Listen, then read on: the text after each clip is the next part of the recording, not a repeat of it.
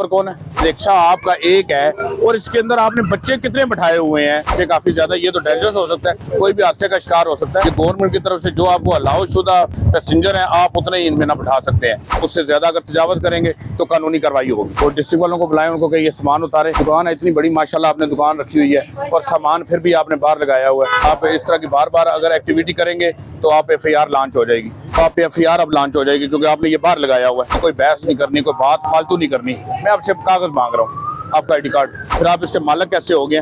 जब आपके पास ID card नहीं है तो आप फिर गाड़ी कैसे चला रहे हैं? इनका ले ले और इनको गाड़ी में बैठा लें, ठीक है ना।